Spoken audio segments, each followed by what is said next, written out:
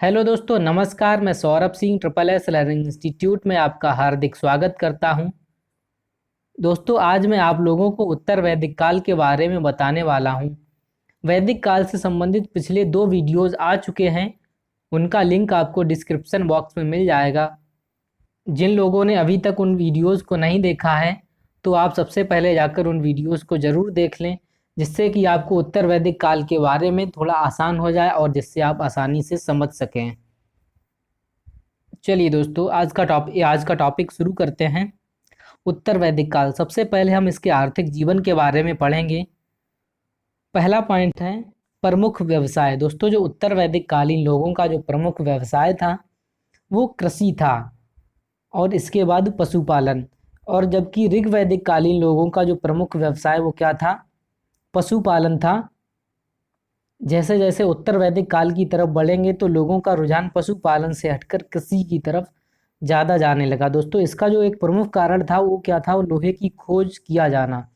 दोस्तों, इससे पहले लोग तांबे से बने औजारों का प्रयोग करते थे, लेकिन उत्तर वैदिक काल के आसपास जो लोहे की खोज की जा चुकी थी। दोस्तों, जो उत्तर वैदिक काल का जो काल निर्धारण है वो 1000 ईसा पूर्व से लेकर के 600 ईसा पूर्व तक है। तो जो लोहे की खोज है वो 1000 ईसा पूर्व से लेकर के 600 ईसा पूर्व के मध्य हो चुकी थी, जिससे कि पहले से और भी ज़्यादा मजबूत हथियार और जो भी कृषि के उपकरण हैं उनको बनाया जाने लगा, जिससे लोगों के लिए कृषि करना आसान हो गया था। जो इनकी प्रमुख फसलें थी वो चावल, गेहूं और तिलहन। दोस्तों, ये लोग जो उत्तर वैदिक कालीन जो लोग थे वो फसल बोने से पहले पूजा पाठ, यज्ञ और धार्मिक अनुष्ठान किया करते थे, जिससे कि इनकी जो फसलें हैं वो और भी ज़्यादा अच्छी हों। कृषि को प्रमुखता देने के कारण स्थायी जीवन यापन करने लग गए थे। दोस्तों, जब ये कृषि करने लग गए थे तो कृषि एक जगह पर रहकर करते थे। इससे क्या हुआ? इनके जीवन में एक जो बहुत बड़ा परिवर्तन आया कि वो एक स्थायी जीवन यापन करने लगे, मतलब एक जगह पर रहने लगे, काफ़ी समय तक एक जगह पर रहने लगे।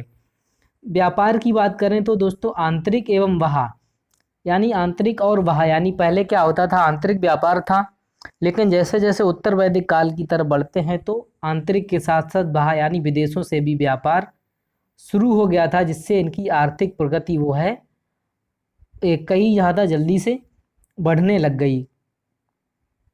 चलिए, नेक्स्ट पॉइंट है सामाजिक जीवन। दोस्तों, इनके सामाजिक जीवन की बात करें तो समाज की सबसे छोटी इकाई कुल। कुल को दोस्तों क्या कहते हैं? परिवार। जो समाज की सबसे छोटी इकाई थी वो परिवार थी। और परिवार भी जो थे पहले की तरह नहीं, पहले छोटे परिवार हुआ करते थे, मगर अब परिवार भी पहले से काफ़ी बड़े होने लगे थे। ग्राम, विस और जन को मिलाकर क्या बनता था? ग्राम बनते थे, और कई सारे ग्राम मिलकर विष का निर्माण करते थे, और कई सारे विष मिलकर जन का निर्माण करते थे। दोस्तों, वर्ण व्यवस्था की बात करें तो ये जन्म आधारित हो गई थी, जबकि ऋग वैदिक काल में जो वर्ण व्यवस्था थी वो कैसी थी? कर्म के आधार पर थी। किसमें? ऋग वैदिक काल में वो थी वर्ण व्यवस्था कर्मों के आधार पर। लेकिन उत्तर वैदिक काल में जो वर्ण व्यवस्था थी वो कैसी हो गई? जन्म आधारित हो गई। यानी ब्राह्मण, क्षत्रिय, वैश्य और शूद्र का विभाजन हो गया था जन्म आधारित। मतलब अगर कोई ब्राह्मण कुल में पैदा हुआ है तो वो आजीवन ब्राह्मण रहेगा। इसी तरह से क्षत्रिय, वैश्य और शूद्र शूद्र ही रहेंगे। मगर पहले ऐसा नहीं था। पहले कर्म के आधार पर, यानी एक ही घर में कई वर्ण के लोग रह सकते थे, मगर ऐसा अब संभव नहीं हो सकता है, क्योंकि ये जो वर्ण व्यवस्था है वो स्थायी हो गई थी। यानी जो शूद्र है वो हमेशा शूद्र रहेगा, वैश्य है वो हमेशा वैश्य ही रहेगा। नेक्स्ट पॉइंट है यज्ञ, धार्मिक अनुष्ठान, यज्ञोपवीत में शूद्र शामिल नहीं हो सकते थे। जबकि ब्राह्मण, क्षत्रिय, यानी ब्राह्मण, क्षत्रिय और वैश्य, ये लोग क्या थे? यानी जो धार्मिक अनुष्ठान, यज्ञ और यज्ञोपवीत संस्कार, उपनयन संस्कार इन लोगों के लिए था। जबकि शूद्रों के लिए ऐसी कोई भी प्रथा नहीं थी कि ये यज्ञोपवीत संस्कार में, उपनयन संस्कार में या धार्मिक अनुष्ठान, यज्ञ वगैरह कर सकते हैं। गोत्र प्रथा। गोत्र का अर्थ होता है गोष्ठ, या मतलब क्या है इसका? सभी लोगों का एकत्रित गोधन, यानी गायों को एकत्रित जहाँ पर किया जाता था उसी को क्या कहते हैं? गोष्ठ। और ये प्रथा चालू हो चुकी थी किसमें? उत्तर वैदिक काल में। दोस्तों उत्तर वैदिक काल में विवाह की बात करें तो मनु स्मृति के अनुसार 8 प्रकार के विवाह बताए गए हैं। कितने प्रकार के विवाह बताए गए हैं? मनु स्मृति में 8 प्रकार के विवाह का वर्णन किया गया है। कौन कौन से विवाह हैं दोस्तों? ब्रह्म विवाह, देव विवाह, आर्ष विवाह और प्रजापत्य विवाह। जो ये ऊपर के 4 विवाह हैं दोस्तों, इनको अच्छा माना गया है, इनको सामाजिक मान्यता प्राप्त थी।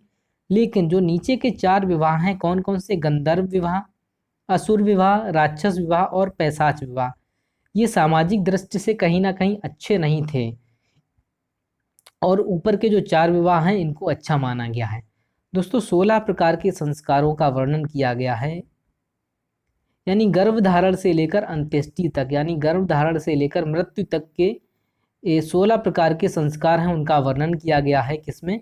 उत्तर वैदिक काल में। आश्रम की बात करें तो ब्रह्मचर्य, गृहस्थ, वानप्रस्थ और संन्यास, इनके भी 25-25 वर्ष विभाजित किया गया। उन लोगों का मानना था कि जो मनुष्य की जो औसत आयु होती वो लगभग 100 वर्ष मानते थे, और इसी तरह से चारों आश्रमों को 25-25 वर्षों में बांट दिया गया था। जैसे ब्रह्मचर्य की आयु है कितनी? 0 से 25 वर्ष। गृहस्थ की है कितनी? 26 से लेकर 50 वर्ष। वानप्रस्थ की है 51 से 75 वर्ष। और संन्यास की जो आयु है वो 75 से लेकर के 100 वर्ष या इससे भी अधिक। दोस्तों इसका जो मेन पॉइंट है वो स्त्रियों की दशा। स्त्रियों की दशा की अगर हम बात करें तो ऋग वैदिक काल में क्या था? स्त्रियों की दशा जो थी वो काफ़ी अच्छी थी, सम्मानजनक थी। उनको बहुत सारी संस्थाओं में, सभा समिति में भाग लेने का पूर्ण अधिकार था। यज्ञ, धार्मिक अनुष्ठान, तो उनमें स्त्रियों को भी भाग लेने का अधिकार था। स्त्रियों को भी यज्ञ और धार्मिक अनुष्ठानों में भाग लेने का पूर्ण अधिकार था। लेकिन उत्तर वैदिक काल में इसमें कहीं ना कहीं बहुत ज़्यादा गिरावट आई। जो स्त्रियां थीं उन पर बहुत सारे प्रतिबंध लगा दिए गए, जैसे दहेज प्रथा, पर्दा प्रथा, सती प्रथा जैसी कुप्रथाएं जन्म ले चुकी थीं।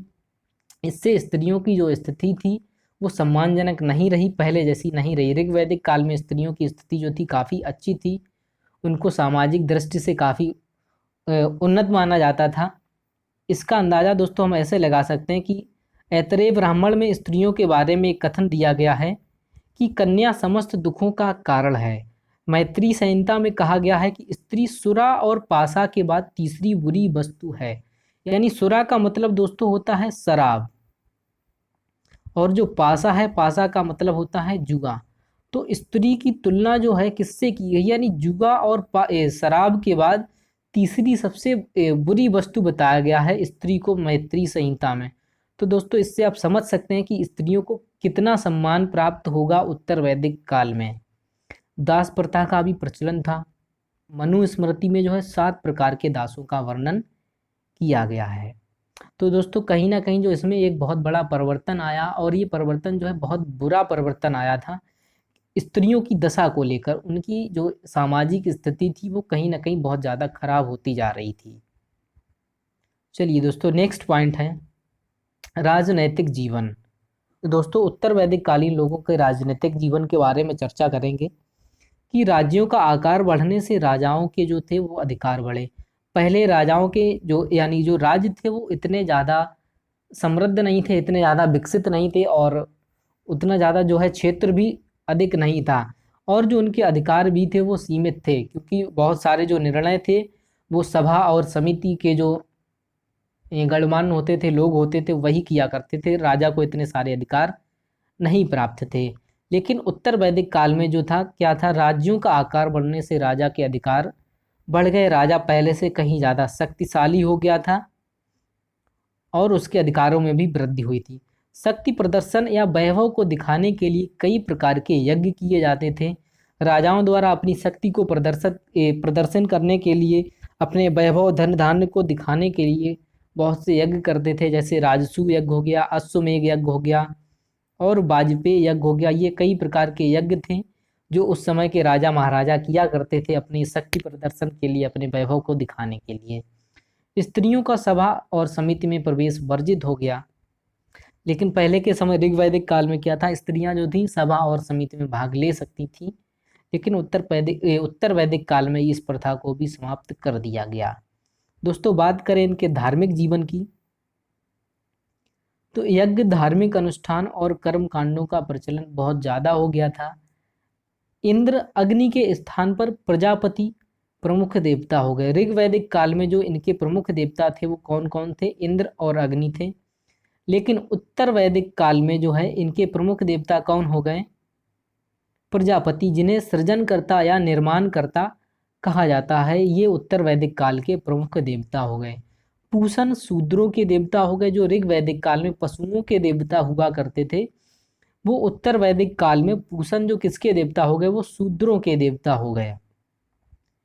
यज्ञों में बड़ी मात्रा में पशुओं की बलि दी जाने लगी, जिससे कि पशुधन में कहीं ना कहीं गिरावट आई, कमी आई।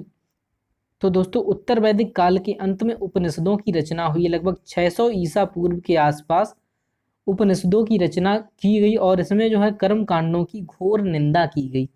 दोस्तों जो एक बहुत बड़ा कारण रहा है अनेक धर्मों के आने का, जैसे बौद्ध धर्म और जैन धर्म के उदय का जो एक प्रमुख कारण रहा वो ये भी रहा कि उत्तर वैदिक काल के समापन के समय इसमें बहुत सारी कुप्रथाएं शुरू हो गई थी।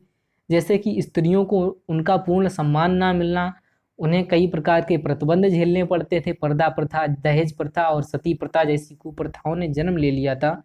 इससे कहीं ना कहीं समाज में ये एक बहुत बड़ा कारण रहा है दूसरे धर्मों के उदय का कारण। तो दोस्तों अगले वीडियो में हम आपको बताएंगे बौद्ध धर्म और जैन धर्म के बारे में।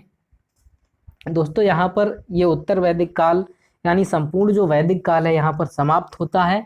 इसके बाद बौद्ध धर्म और जैन धर्म के बारे में पढ़ेंगे। आज का वीडियो आपको कैसा लगा हमें कमेंट में ज़रूर बताएं। वीडियो को लाइक करें, शेयर करें।